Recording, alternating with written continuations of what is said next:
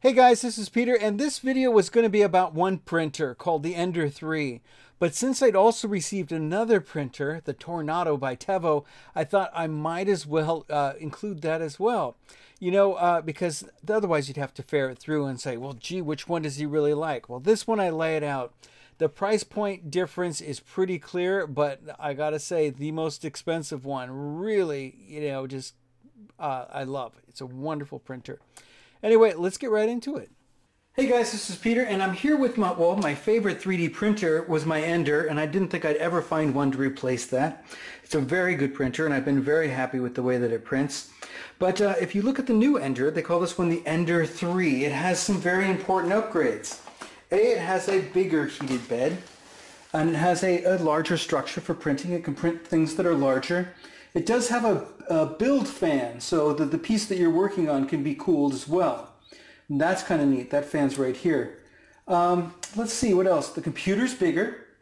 The power supply, you can see the power supply over there. Not only does that one never turn off, which is kind of a pain, this one you can turn the whole thing off and it makes no more sound. It's just perfect that way.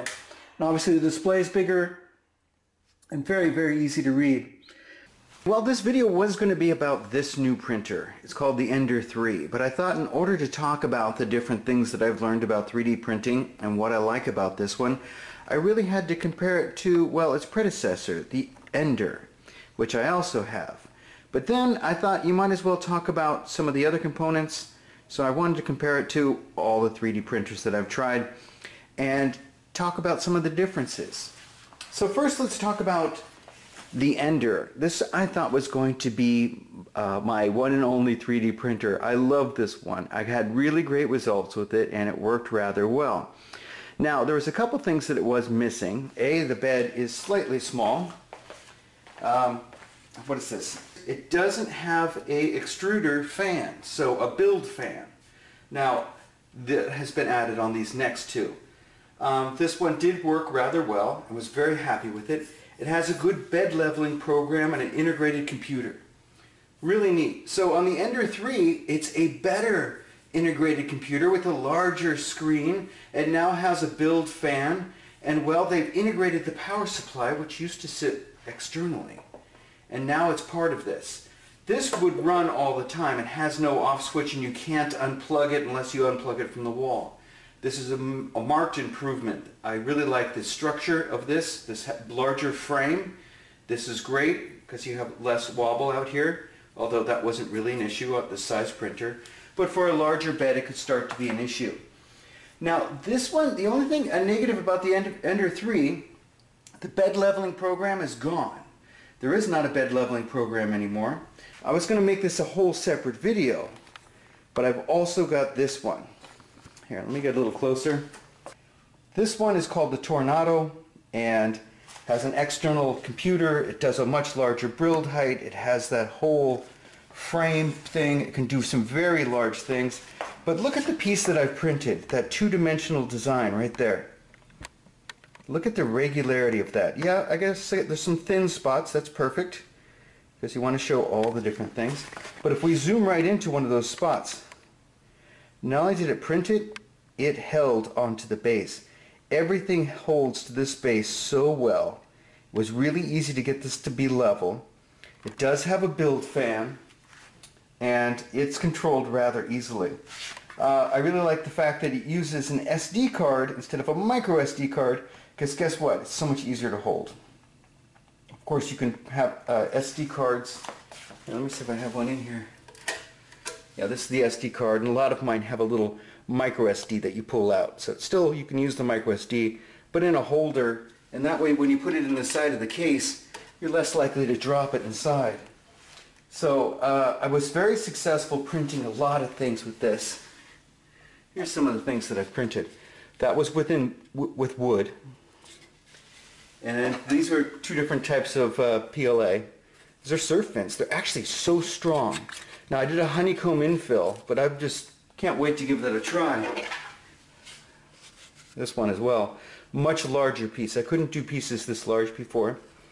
And that's pretty exciting. Now, if I were to say a negative about this one, it's this whole flow this is one of the first pieces you have to print. Here, I'm going to show you this. You see my dilemma. This is one of the first pieces you print, and it does an amazing job. It's a holder for your spool, but the place that it makes you put it is a very important spot. It's a spot, well, where everything, all these little cables need to go, and they need to be free to move up and down. And oftentimes one will get pinched right down here. When you go up for your Z height and come back down, one of those cables can sit right underneath it. I would be much happier if they were to manage it on top, like we did on this one and this one. This is one of the most structurally sound things that I've ever printed. This was their file that you just print right up, start your first thing off your drive. Really great little printer, and I think it's very easy to be successful with this one because that bed is so level, because it is a heated bed. So that's an important thing. Getting your pieces to stick is the most important thing. If your piece doesn't stick, there's no way you're going to be successful. Printing taller things like this is really a challenge. If you don't have a good bed adhesion, you're going to lose it on top. Here, notice, if you will, the amount of adhesion that I'm getting. I mean, it's putting a nice skirt. It's going to do both a skirt and a raft. But, I mean, look at that. It is on that bed, and I do have, you know, a little bit of glue stick down, but, you know, nothing that you wouldn't use on papers, just a glue stick.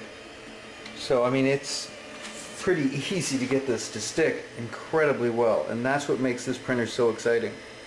One of the nice things about having a really big bed is you can print multiple pieces at the same time. I actually saw a video of a guy that was printing out a chess set, all the pieces at the same time. You can't do this with a smaller bed.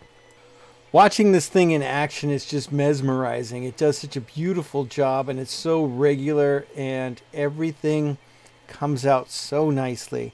This bed just sticks. I was more successful with this printer than I have been with any other printer that I have tried before. You'll notice that this is both a skirt and a raft that it's putting down, and you can see that you're just going to be hugely successful with that. That skirt stuck that raft down to the base so well that you really can build pieces that are taller than you'd worked with before. Here are a couple items that I printed. I've used them all on the Tornado. That was just so easy to use. This owl turned out beautiful. That's out of wood. The other ones were two different types of PLA. Alright, well, let me put them all up again. So the Tornado is excellent if you're going to be printing tall things like those surfboard fins. Yes, this one is 40 centimeters tall it can print compared to 25. But you do end up paying for that. The Ender 3 is almost a no-brainer. It's 5% more money than its predecessor. Has a much bigger bed. What is it? 115% larger bed. And, well, that's just a great printer as well. I really am a fan of the Tornado. I can't believe the way it lays things down. They're so solid that I've just been super successful where I hadn't been before. I'm making some of the best PLA models I ever have. Well, there you go, guys. That's my review, and well, thanks so much for watching. Give this thumbs up if you like it. Please ask questions down below, because I know there's some things that I probably didn't cover or missed. And hey, thanks so much for watching. We'll see you in the next one. Well, if you're wondering what the out-of-box experience is like, this is how it comes packed. And I got to say, the Tornado was almost put together. This one was is about as difficult as they get. It's not bad. There are a lot of pieces. There were a lot of steps, but there were decent instructions, and it went together rather nicely. You'll notice that most of it, that whole bottom assembly and the extruder, is already set up. All the wires are keyed. It's really kind of foolproof. However, this one was the most complex build that I've seen out of one of these. So yeah, I'm looking at all the different pieces here. There's the computer. Now, the Tornado was almost done. I basically just had to lift it up and put a couple screws in. And that really made it nice. And that made the print right out of the box really nicely. In fact, that little mask you saw, that had already been set up. So here, you just basically, well, I'm putting some bolts through so I can put the uprights on. There's the first upright. And you just follow the instructions from there. There's the second upright, not too hard. And now I'm looking at the next pieces, and I'm putting the power supply. You can see it bolts onto the frame. And then, well, this is the Z height, or the elevator, so that it can go up and down with the little screw drive. And now that elevator arm for the extruder is in place. There's the top beam, and I'm putting on the handle. There we go. It really wasn't that tough, but if you're thinking, gee, that looks a little hard, the Tornado is a much easier build. There you go, guys. Thanks so much, and we'll see you in the next one.